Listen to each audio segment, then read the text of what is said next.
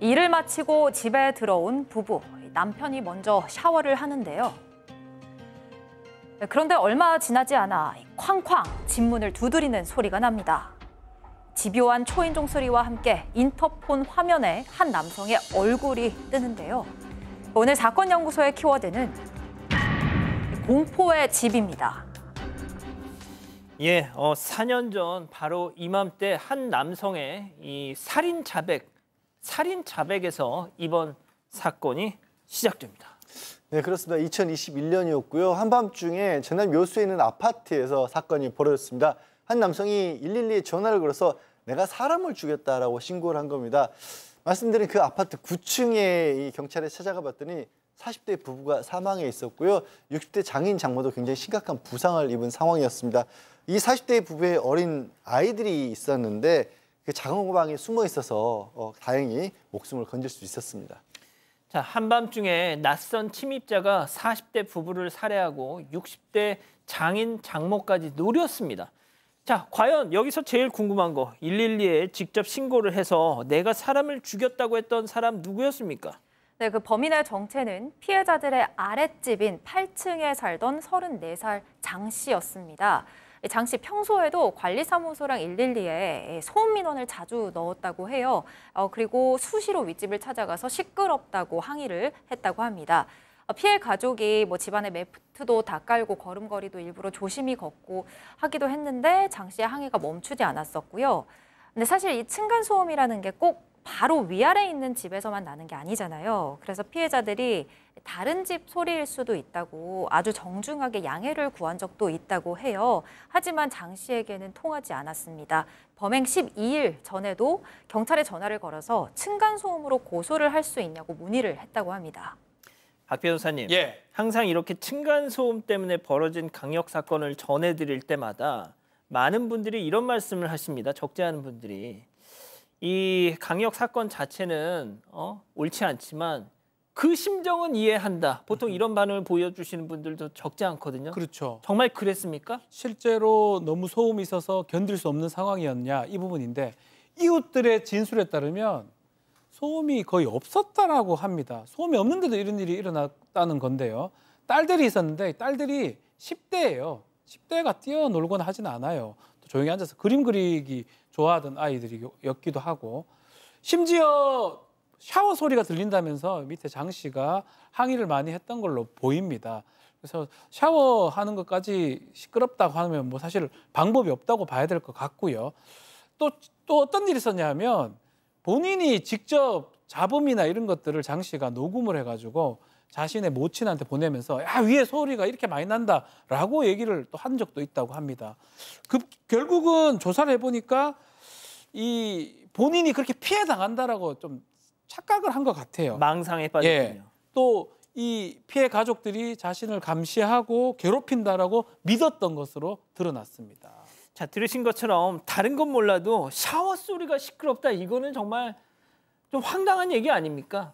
망상에 빠져 있었던 겁니다. 자, 팀장님, 결국 돌이킬 수 없는 참극이 벌어졌습니다. 그렇습니다. 9월 27일 날 늦은 밤에 장 씨가 피해자한테 만나자, 내려와라 이런 말을 한 뒤에 이제 올라갔는데요. 그래서 장 씨는 그 손에 목장갑을 끼고 그 정글이나 나무 벨트에서는 큰 칼 있지 않습니까? 그 흉기를 들고 있었습니다. 그리고 안쪽에는 또 여분의 흉기가 있었는데 그러니까 이제 피해자가 문 열고 나오는 순간에 큰 흉기를 들고 피해자를 공격하기 시작했습니다. 그러니까 그 위층에 있는 남편이 쓰러지니까 그 흉기를 들고 안으로 들어가서 소리져 들어가니까 아내가 놀라서 도망가는데 아내를 쫓아가서 또 무차별로 흉기를 휘둘렀는데 이 아내가 마지막 숨을 거둘 때 한 말이 뭐였냐면 말하는 소리 했다는 겁니다. 그 내용을 보니까 장인 장모 깜짝 놀라가지고 달려들었습니다. 하지만 역부족이었죠. 왜냐하면 이 가해자가 커다란 흉기를 들고 휘두르니까 이 장인 장모가 막으려고 했지만 속수무책으로 당할 수밖에 없었던 상황인 것이죠.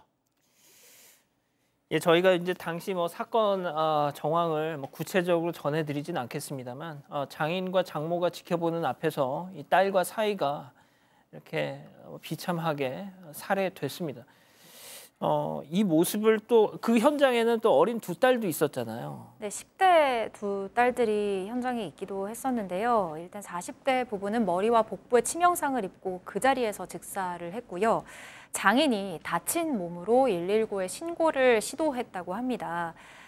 장 씨가 아파트 복도에 나가 있었대요. 이 장인이 112에 신고 전화를 할 때. 근데 신고하는 소리를 듣고 다시 집 안으로 들어와서 장인과 장모를 공격하기 시작했고요.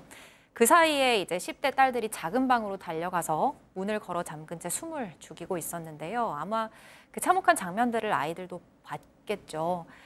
그리고 범행 직후에 이제 장 씨가 본인의 모친에게 범행 사실을 알리고 112에 전화를 해서 사람 4명을 자신이 죽였다고 자수를 한 겁니다. 하지만 장 씨가 자수를 하기 전에 아까 그 장인의 신고가 먼저 경찰에 닿았고 바로 구급대원들이 출동해서 장인과 장모 겨우 목숨만 건질 수 있었다고 합니다. 당시 현장에 출동했던 소방관 대원들이 외상후 스트레스 장애, PTSD라고 하죠. 이 외상후 스트레스 장애를 앓았을 정도로 현장의 모습이 정말 참혹했다고 합니다. 이런 자들이 말이죠. 네. 항상 꼭 이 재판에서 얘기하는 게 있죠. 심신미약 주장을 했습니다. 뭐 이런 거죠. 층간소음 때문에 잠을 못 자서 우발적으로 범행을 저질렀다라는 주장을 한 것인데요. 수사를 해보니 그렇지는 않았던 걸로 보입니다.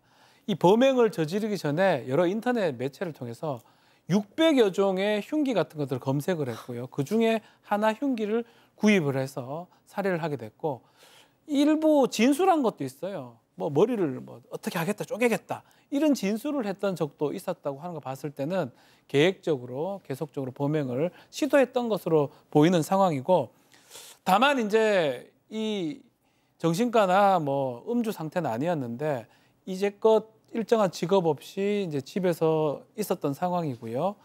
당시 사소한 소음 같은데 집착해서 망상에 사로잡혀서 이런 범행을 저지른 것으로 보이긴 합니다. 참 4년 전 사건인데 말이죠. 지금 뭐 유족들도 어쩌면 이 방송을 보실 수도 있고 저희가 이제 항상 드리는 말씀입니다만 잊지 않기 위해서 이렇게 다시 좀 이런 말씀을 드립니다. 예.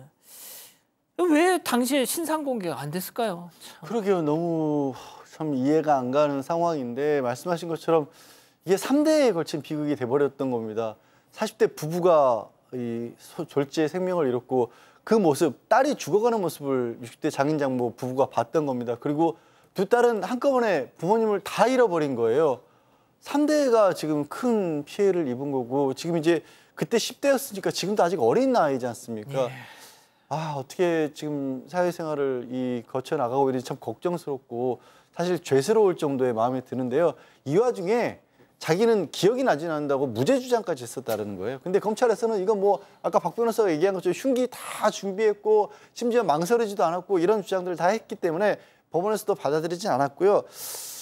범행 수법이 극도로 잔인하고 참혹하다라고 해서 무기징역을 선고를 했습니다. 1심에서 항소를 했지만 기각됐었고 거기에 추가적으로 전자발찌 20년 부착 명령까지 내렸습니다. 예, 알겠습니다.